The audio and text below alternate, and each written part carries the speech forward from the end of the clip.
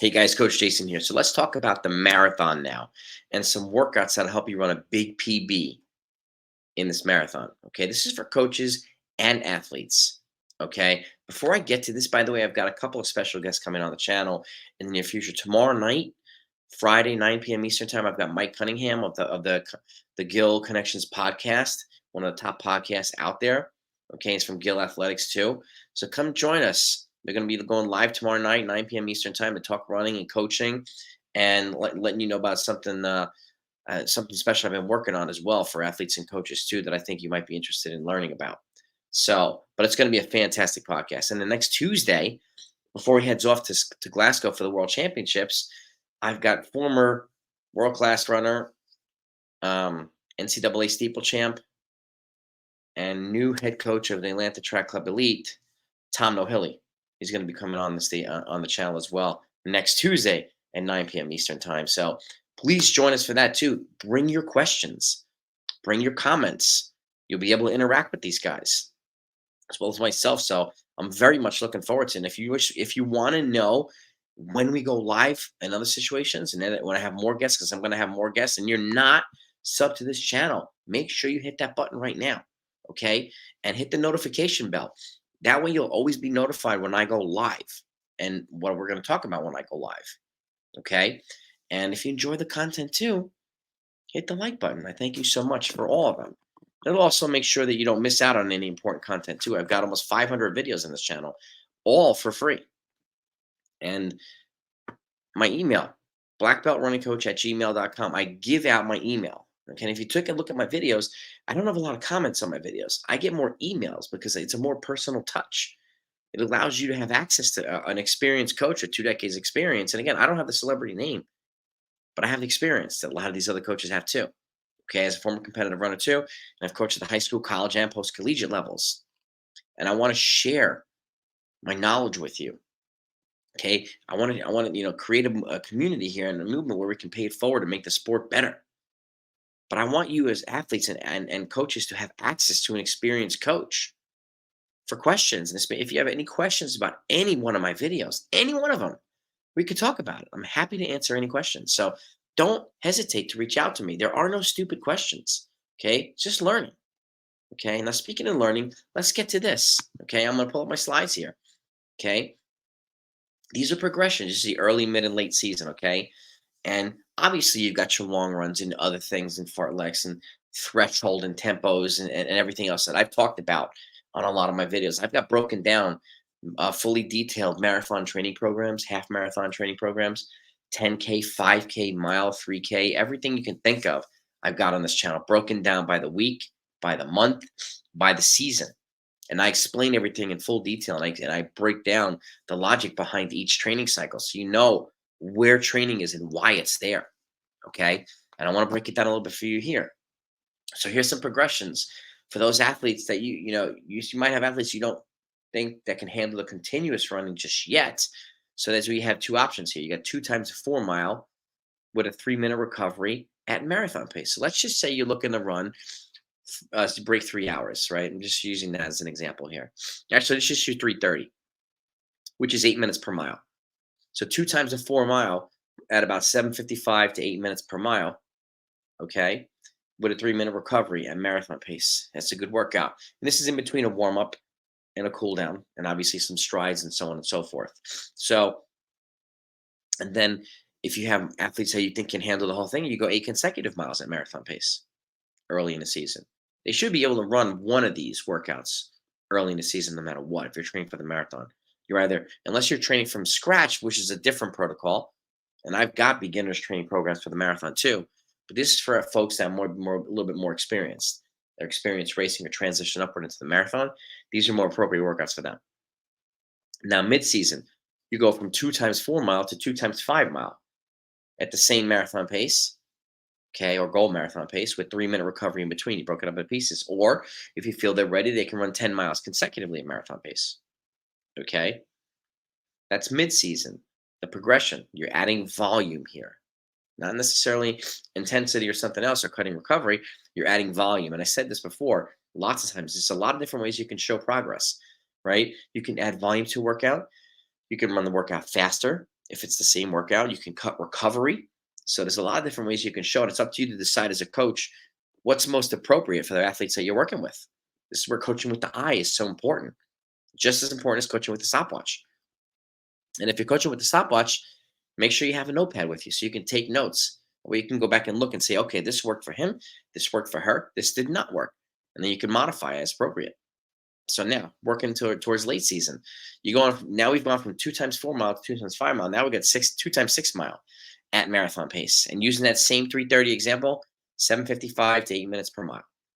Okay, 3 minute recovery in between. It's 12 miles of total running. Okay, or if you feel that you can handle it, 12 miles of consecutive running at marathon pace late season, and you'll see even a progression from here as we get on for a little bit more experienced athletes as well. But this is marathon pace progressions here. Okay, early, mid to late season. Now, transitioning to the next one, repeat workouts. Okay, you'll see the progression. First, early season, 5 times 3K. So it's 15K worth of running. So a little over 9 miles worth of running. With a 2 minute recovery, these are shorter reps. And you progress from marathon pace towards half marathon pace for the last rep or two. Okay. If you could teach yourself to run marathon pace or even run a little bit faster towards the end of a workout, and you can help teach yourself how to do the same thing at the end of a race, that's a good thing. Okay. So early season, you're looking at 5 times 3K, 2 minute recovery, progressing from marathon pace to half marathon pace. Now, mid season, we'll go a little bit longer here, 4 times 4K. Okay. So we're going from 15K to 16K. So it's about 10 miles worth of running. Okay. With a 2 minute and 30-second recovery. So we added 30 seconds to recovery. Same progression from marathon pace. You run the last rep or so at half marathon pace. Okay. Another good workout. And then late season, we transition the early season from 5 times 3K to 3 times 5K. We're back down to 15K, but the reps are getting a little bit longer here. So 3 times a 5K with a 3 minute recovery. And I've done this workout numerous times with a couple of my athletes. And this is a great workout that I use for some guys and some girls who wanted to break 3 hours for the marathon. So 3 times a 5K, it's a good mid to late season workout. 3 minute recovery. Again, you run the first 2 reps at marathon pace. You try to run your last rep at half marathon pace if you can. Or if you run marathon pace for the first one, then you drop 5 seconds per mile in the second rep, and then drop 10 seconds per mile in the third rep, which is pretty close to half marathon pace anyway. So that's the rep transition workout. Then we've got speed fartleks, okay, which are an important and underrated part of marathon training too. Two different options here. Early season, okay, we're going to stick with the 1 minute reps. 16 times 1 minute hard with 1 minute easy jog recovery. And you're progressing from half marathon pace down to 10K pace. So it's act as a form of speed development for the marathon. If you can go a little bit faster, progress towards 5K pace, that's fine too. But you're going to progress from 16 of these reps early season to 20 reps mid season. Okay. 20 minutes of 1 minute hard, 1 minute easy. Again, going from half marathon pace to 10K pace, conservatively speaking. Then you're going to progress from 20 of these reps to 24 reps in the late season. So it's only you're only going 16 minutes of hard running early season, 20 minutes of hard running mid season, 24 minutes of hard running late season. It's only on 1 minute bursts. So now you're going 24 minutes of 1 minute hard versus 1 minute easy at half marathon pace to 10K pace progression. The 1 minute easy is at a little bit slower than marathon pace. But if you can get to the point where your slow recovery runs are at marathon pace, that's an even more intense workout. So those are the 1 minute progressions. Now let's go to 130 progressions. Early season, you're looking at 10 times 130 hard, 130 easy. Okay, progressing from half marathon pace to 10K pace. So you're getting a little bit longer now. It depends on if you have athletes who might be a little bit stronger and can deal with the 130 reps, then those are appropriate for them. So it's up to you to decide. And then you're progressing from 10 of those to 15 of these reps mid-season, 15 times 130 hard, 130 easy, from progressing from half marathon pace to 10K pace. Okay. And then late season, you go from 15 of these to 20, 20 times 130 hard, 130 easy, progressing from half marathon pace to 10K pace. So now you're progressing from 15 minutes of hard running early season to 22 and a half minutes mid season to 30 minutes hard running late season. And that's it. Not every workout needs to be long reps, super high volume. These are complementary for marathon training, just as long tempo runs and thresholds and progressions and all that stuff are complementary to this. They're both important parts of marathon training.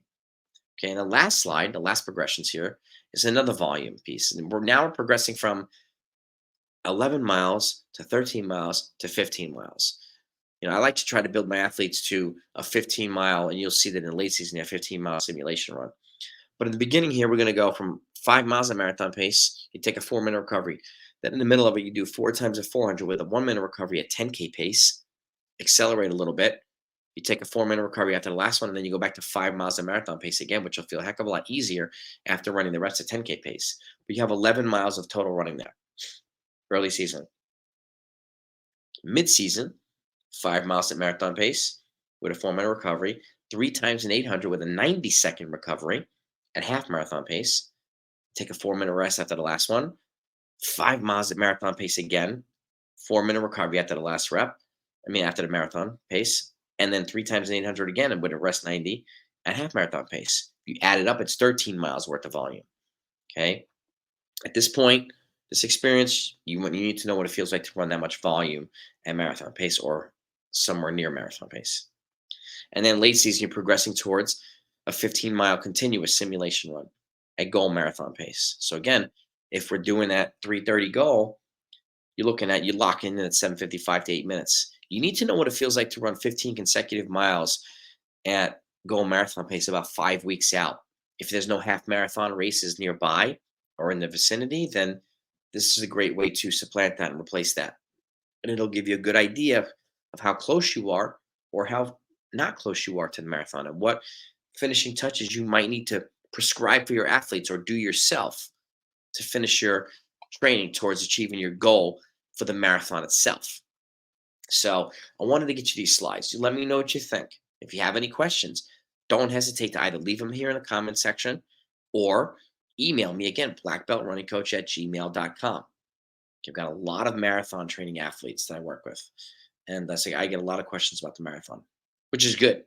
I want people to learn as much as possible. So, but that's what I got for you right now. These workouts help you run a big PB. And how you plug them into your training is important as well, which is why I bring up early, mid, late season, so you know when to do these things. Okay. And if you have questions about what to build around it and how to build around it with races and everything else, just reach out to me. We can talk about it. Okay. Have a great day, everybody. Have a great season. And I'll talk to you next time.